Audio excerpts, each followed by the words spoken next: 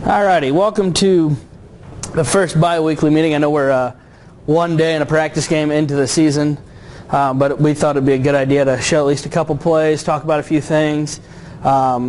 We did have Greek night last night, so it was more of an interesting night if you did work last night. Did anybody work last night? Oh boy, we got a couple people in here that worked last night. That's good. So Greek night's usually our toughest night that we have. It's where most of the problems come from. I hate to say most of the problems. It's where most of the interesting stories come from that we do have. So we'll talk about a few things. For those of you that are on payroll, we'll talk about approving that and get through a couple plays. I do have 10 plays that we'll talk about and a bonus one that I just found from one of my games. So the first thing here is, here's a few reminders. Mr. Upchurch did send out the quiz today. So the basketball quiz, it says sent out tomorrow. He got ahead of me. But it's due next Wednesday by noon, and then we'll go over them in the next bi-weekly meeting. So we'll go over 2 quizzes in 2 weeks. Schedule comes out Friday morning. We're working hard to make sure that it is up to date. Ryan was going over that today, so we should be good. Getting subs, Zyrus was just talking about this. I have no problem you getting subs because sometimes life happens, and you need to get subs. So what you need to do is you need to email me with who's subbing for you. That's all it is. Hey Andy, Josh is going to take my shift, or we're trading shifts. These 2 shifts we're trading, and I'll go on when to work and I'll change them. And you should get the reminder that says, hey, your shift has been changed, whatever it is. So you will get that email update from when to work as well. Website, I have sent this out. All of our information is up there. Any bi-weekly meetings will be up there, so when I pull this off the camera, when I get back downstairs, put it on YouTube, I will upload it as well as any of the other material that we have. So if you want to see some of that, you have questions, you can certainly go over that. Thank you for sending that email right now. They come up live. So that'll all be on there. Basically, if you go under competitive sports, that's where we stop. And it's SODP video, a.html. That's what it is. I also will send it out Monday, and I sent it out this past Monday. If you're looking to do some more sports, soccer is on February 28th and 29th. Flag football has already started, and I think we've got adequate coverage on that. So if you missed last night because you had to work, come tonight. I'll work with you. But we do have soccer, and that'll be up to Mr. Himes and Mr. Wingfield to make sure that you're adequately trained for that. Our next meeting is February 16th, so it's in this room at 4:30. We'll almost be done with the regular season. At that point in time, we'll be really close. All right, so outside officiating opportunities. If you are interested, this starts at the men's league team. Tuesday and Thursday night starts March 13th, runs through April 15th. The Family Life Center at Scott Hill Baptist Church. 2 10-minute halves, 30 total minutes. It's full court, 1-person crew. So, yeah, they emailed me and they're like, hey, we need at least 1 official. I'm going to advocate for 2, but they're only paying you $12 an hour, and I don't want to split that in half to be 6. So it's per hour, not per game. So you have to work 2 games to get $12, or if you only work half, you get 6. And I said 1 official per quarter. That's one group that has approached me and asked for officials. So if you're interested, please let me know. It sounds like more they just wanted people to be out there to call fouls because they weren't calling fouls. More so than anything. So I'll get more information on that, but I wanted to put that up there to make sure that you guys knew about it and if you are interested in it. All right, so we're going to recap the last 2 nights. This is where you interact with me.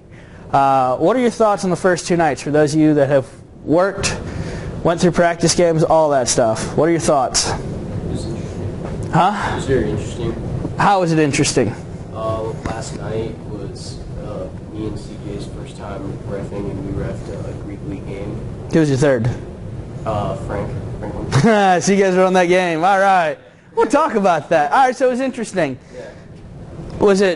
It was different than the first night, right? Yeah. Well, besides it being Greek league, but there's not somebody back there if you make a mistake to correct your mistake, right? Yeah. Any other thoughts? We'll get back to the ejections here.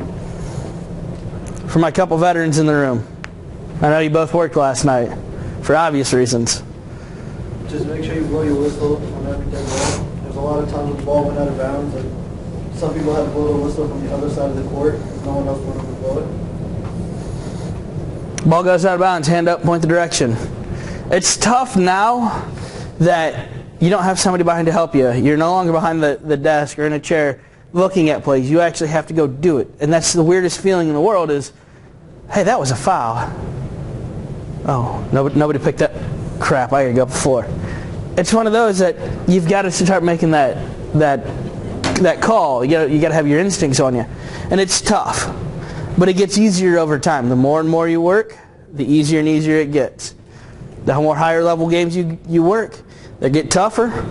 But the easier they get, the more you work it. All right, so your guys' ejection. You guys had 2 ejections last night, right?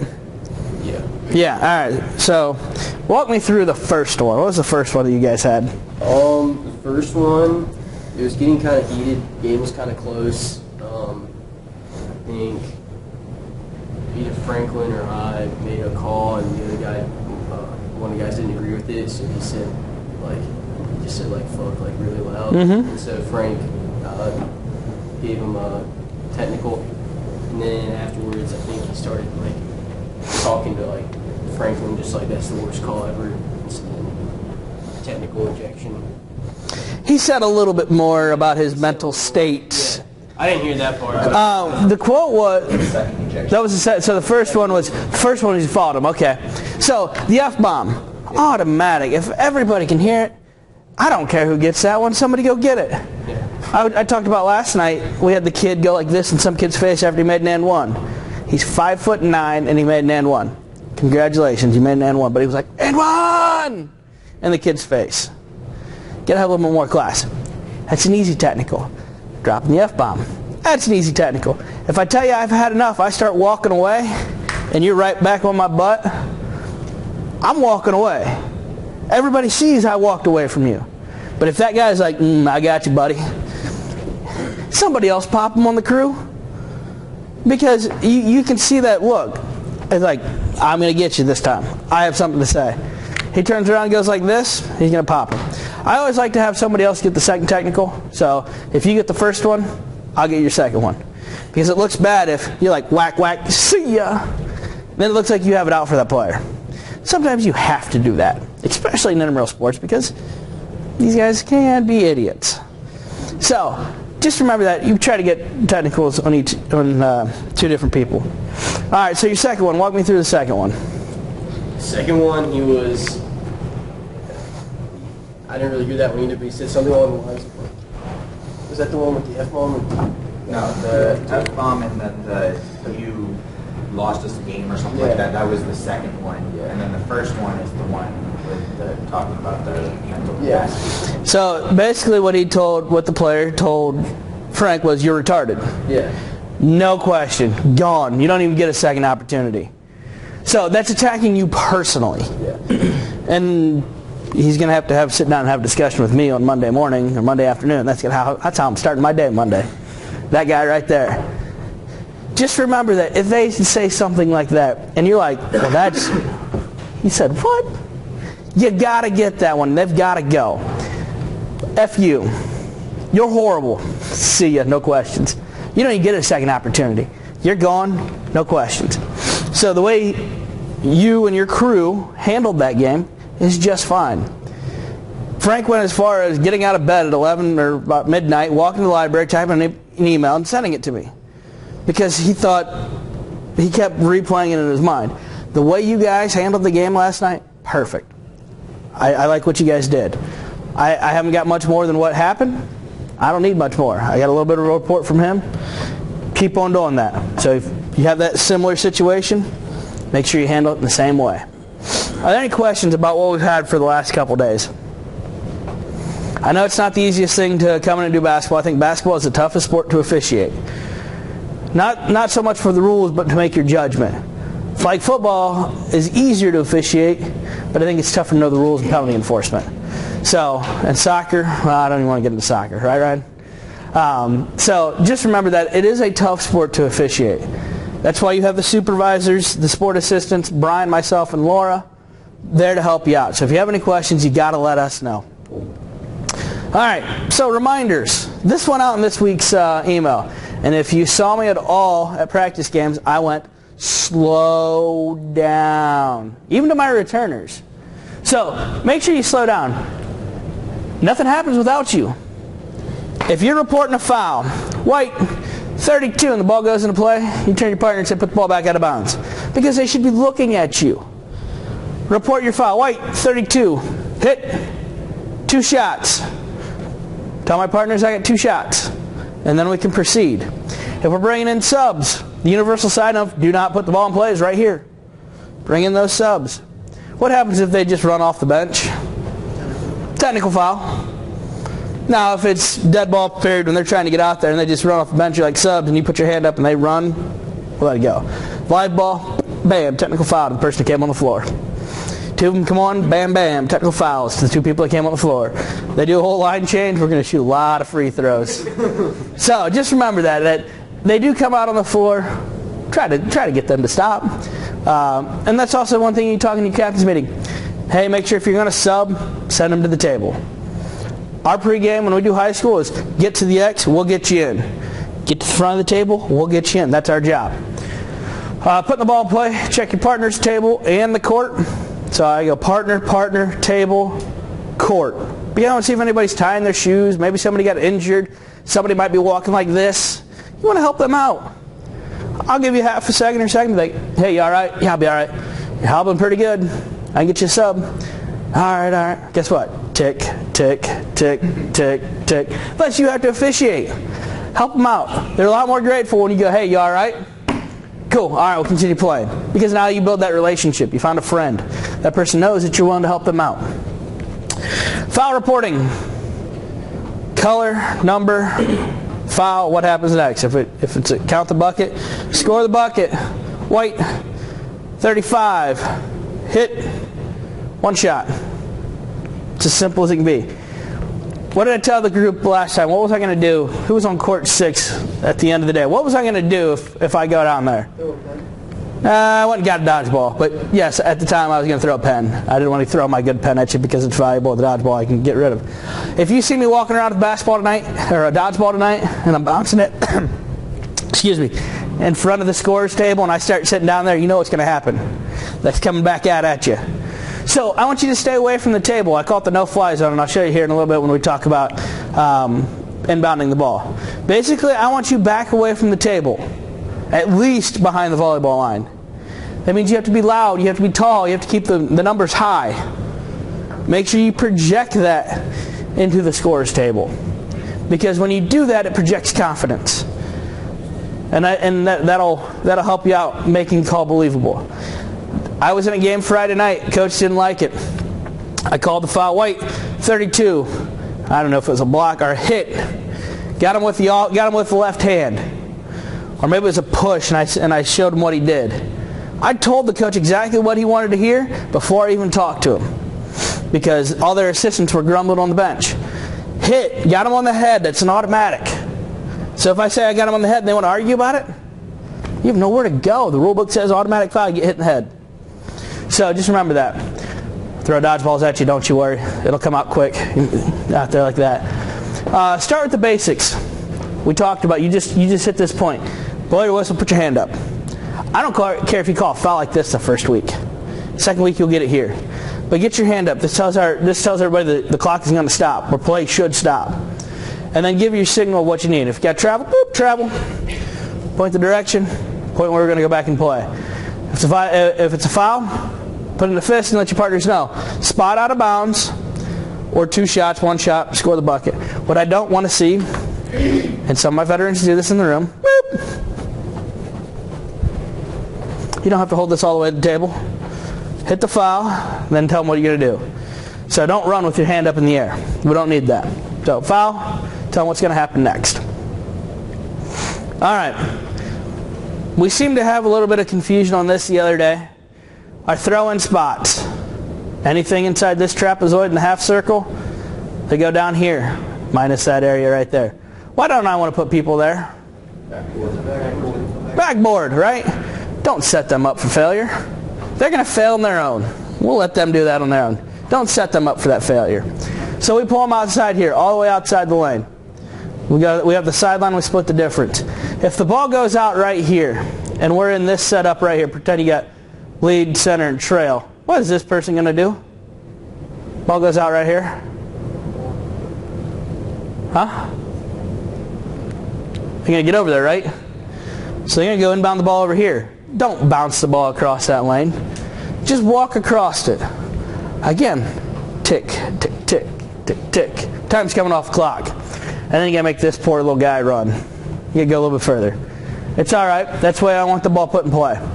Always try to do that and have that balanced floor. What I was talking about, and I don't have the line here, is we have a volleyball court that goes right here with the spike line.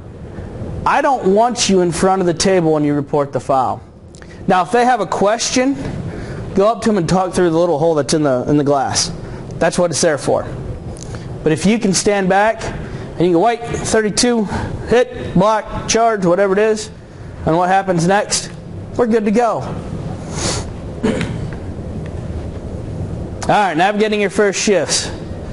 What do you do if the game gets out of control? A lot of fouls and contact. You guys had this last night.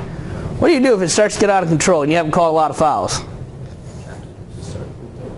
What? Start giving out technicals. What do you do before you give technicals?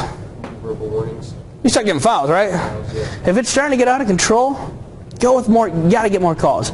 Zach likes to say 5 fouls in the first 5 minutes. I think you should be somewhere around 5 and 6 fouls each team, each half. Sometimes you might be some more. If you tell me I'm full of it, I'll go watch your game and I'll call and I'll chart fouls for you. They're there. These guys can attest to it. They're there.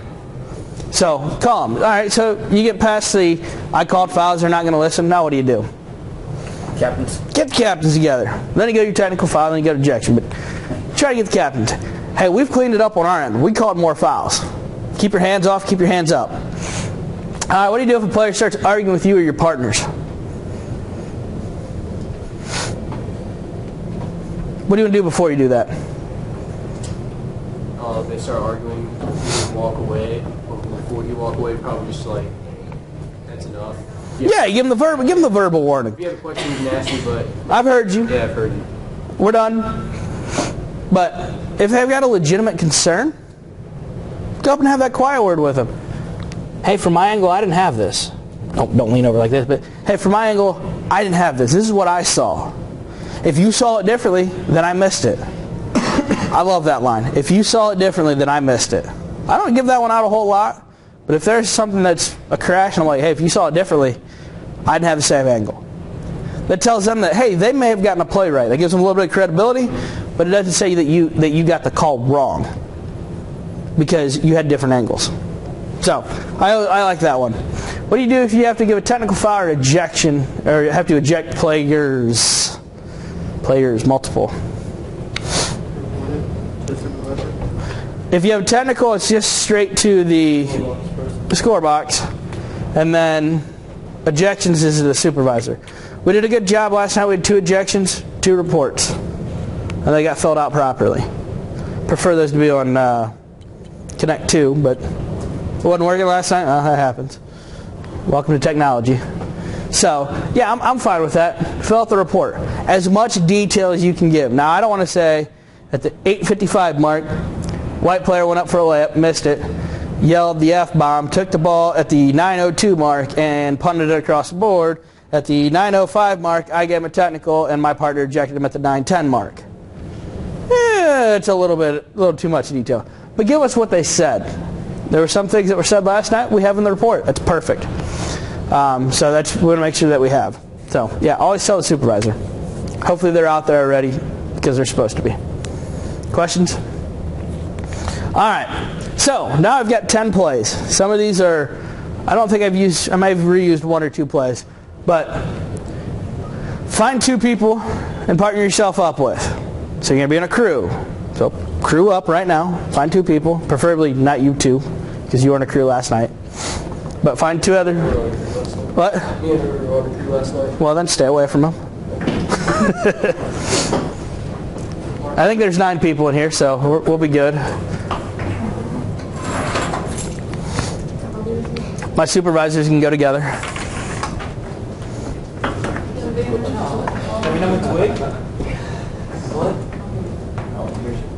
Sit back down. You just left your boys hanging. No, you're good right there. So there's 3, and 2. So find 2 partners. You and 2 partners. 1, 2. And then you. That was difficult for me. All right, I know. I maybe not worded it the best.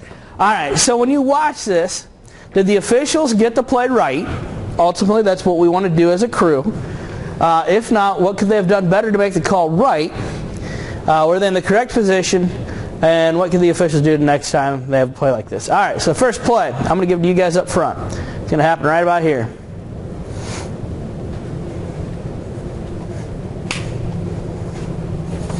Oops.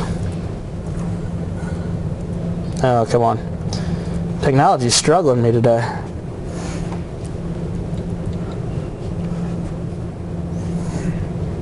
I'll give you one more look at it.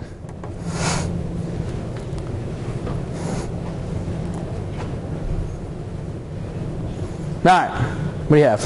Hand check? Is he in good position?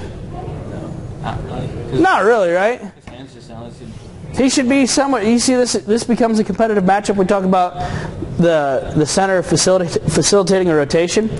He comes up when that ball's right there.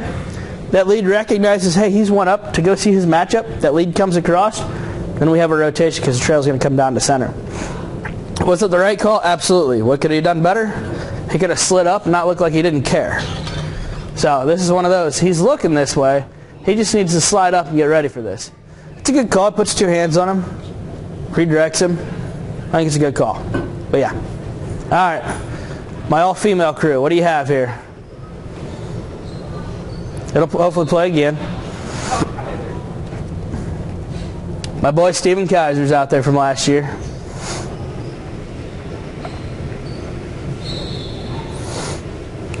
Yes, that was a program assistant before Ryan Himes. Huh? We weren't together. I said before you. What you got? There's no call. Do you agree with the no call? I'm playing devil's advocate all the time, so if you got no call, stick with no call.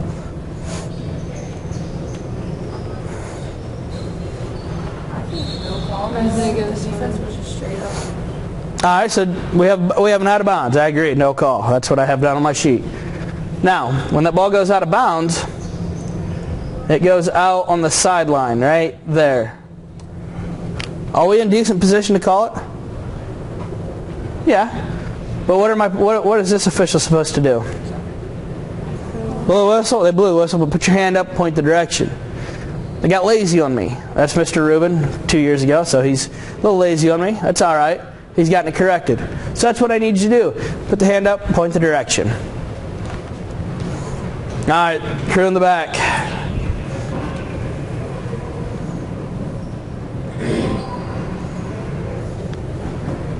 Get that replayed quickly.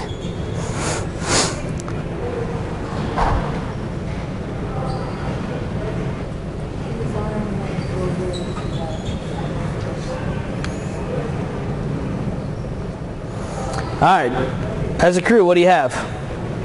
You say that handle I did. Is it? A hit? Yeah.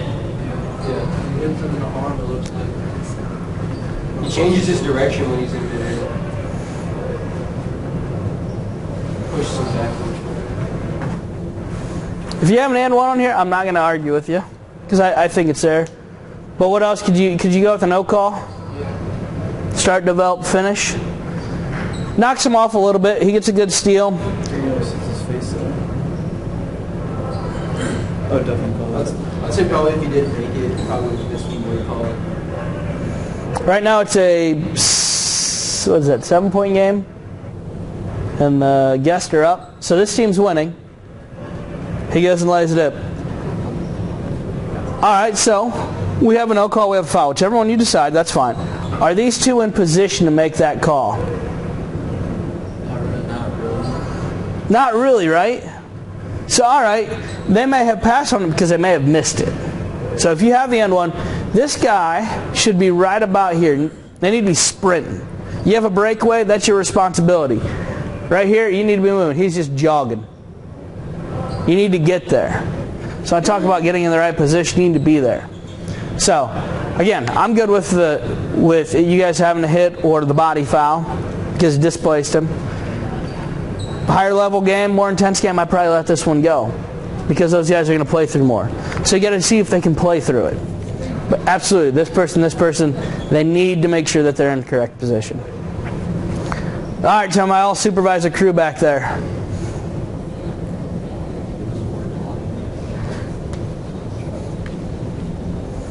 This one won't be too hard. Hopefully it'll replay it. It's a lot going on right now. That's a long play that I had up there.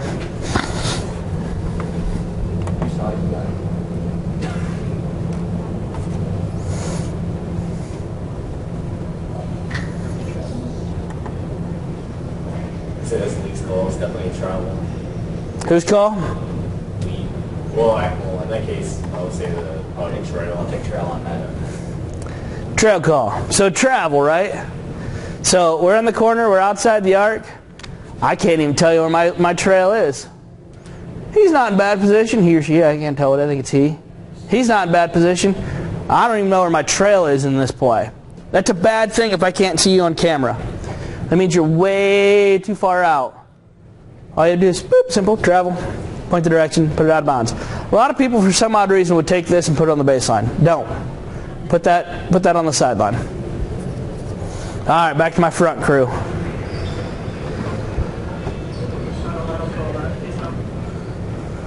What do you have? Nothing. I don't want to roll with that. He just flipped it over his head. Did he get displaced? No, he went straight up, and then the body contact brought his hand down, but it didn't even make any contact anyway, so. Listen to my commentary on it. I'm in pretty good position here, you know. But whose call is this?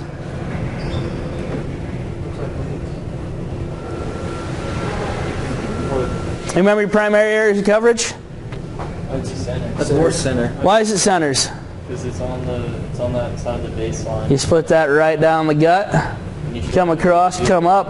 That center's going to have that call. Well, here's the thing. That center's going to be looking like this, right? Because if that center's right here, and this is what I'm assuming, they're looking through the back here. Now, he steps down. He's got a pretty good look at it because he doesn't have any competitive matchups in his area. He's not going to have an opinion on it. But most of the time, this is the person who calls it.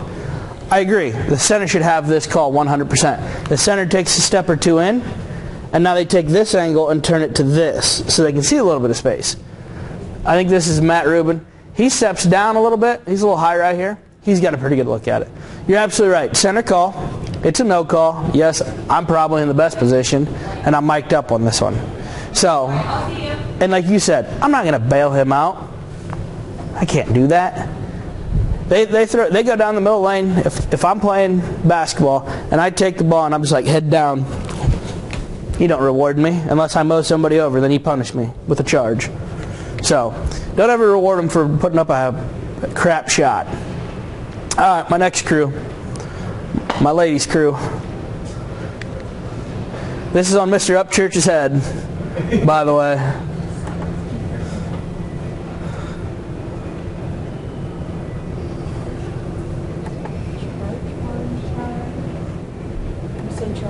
Oops. You say charge. Who should have had the call?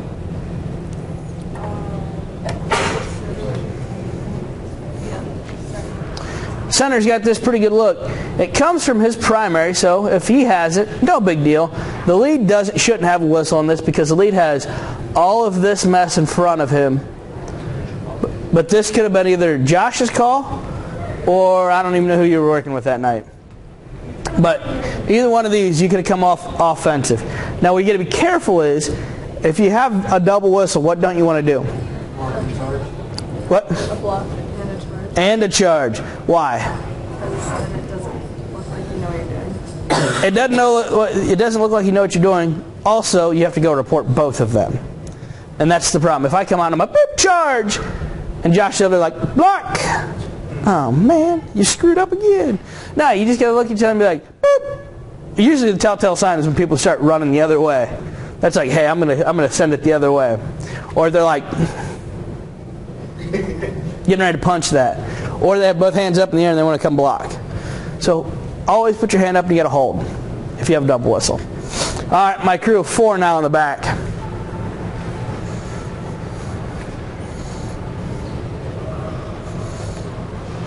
Hey.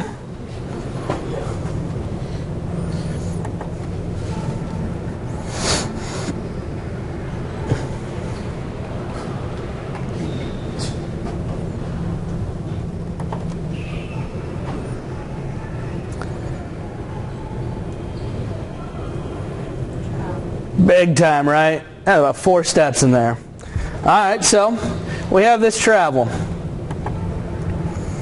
Let's get it up to real-time speed. My trail is here, my center's here, my lead is here. Who's got this call in transition? Center. Possibly the lead if the center doesn't get it. But this is 100% the center's call. If the center blanks and is like, I don't know what it is, lead come out and get it. Very last resort, Mr. Rubin over here may come get it, but I doubt it. But this is a center call with a lead secondary. All right, back to my crew. Back to my supervisor crew.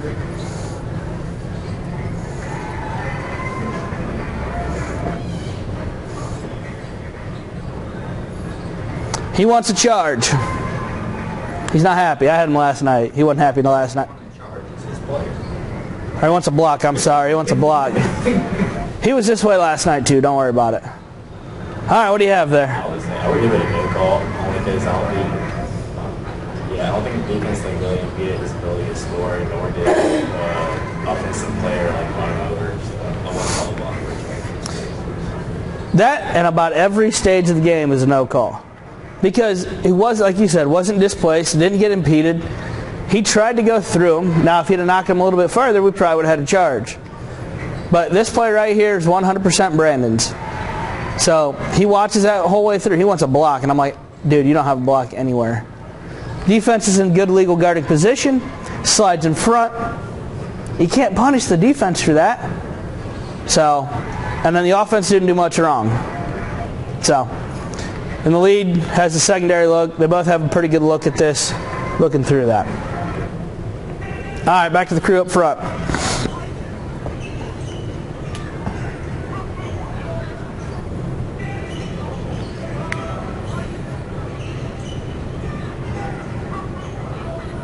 I remember what I saw on this one.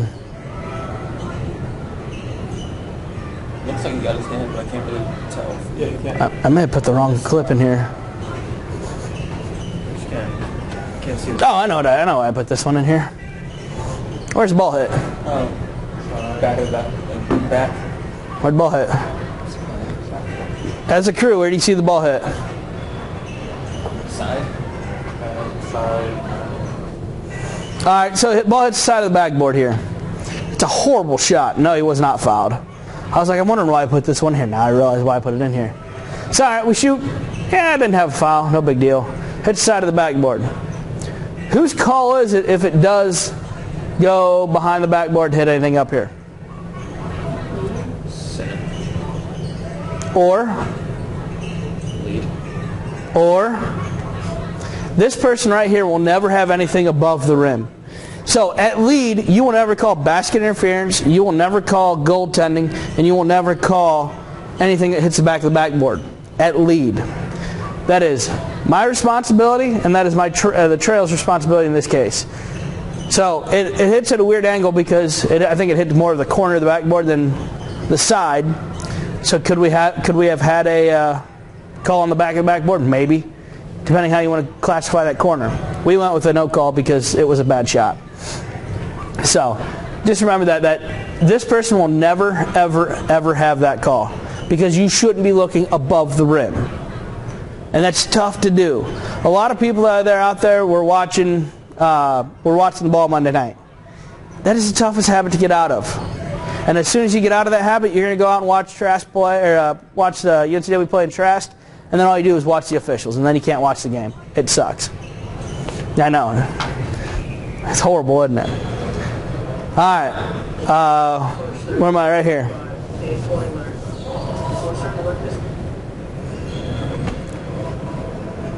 There's a push through 145, 820 minutes.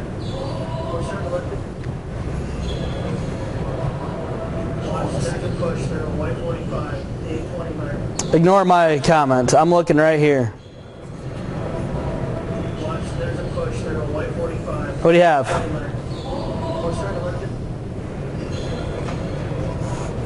Watch, there's a push. They're a white 45. 29. You can discuss it as a crew. You're not three individuals. It's a crew. Watch, there's a push. They're a white 45.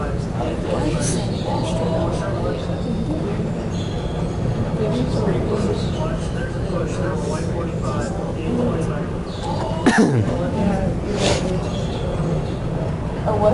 Watch, there's a push. They're a white 45. It's 829. All right. Is a charge? Why? Because the guy was ran into him and made the guy fall backwards.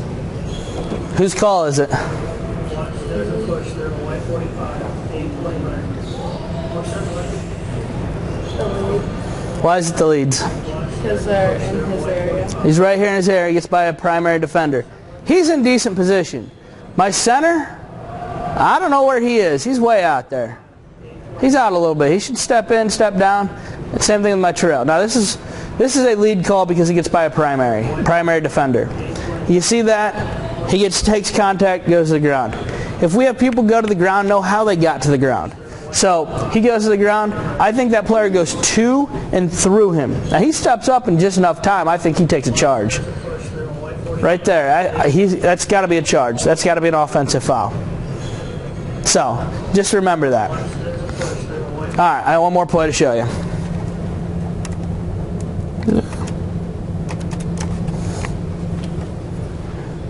Watch this play and tell me what you have. I tell you it'll happen right about here.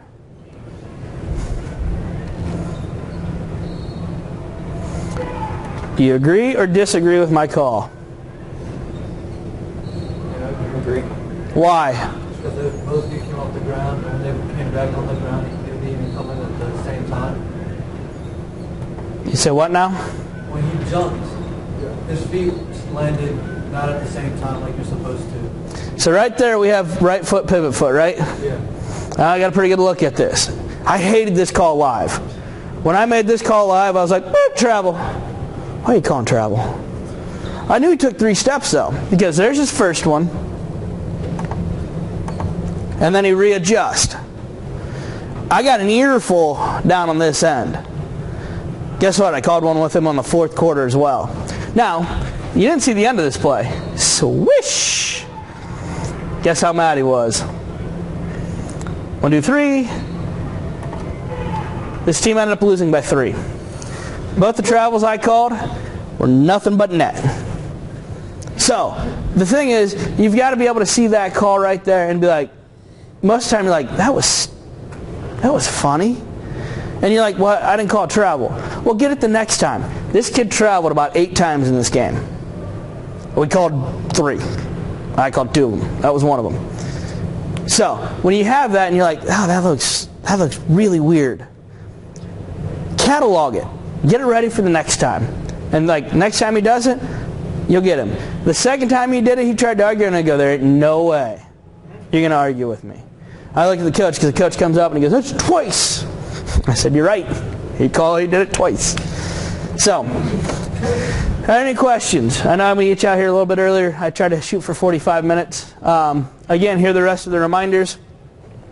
Quizzes are going to be sent out today. Schedules come out Friday, and our next meeting is February 16th up in this room. Technical fouls. Where do you put the ball back in?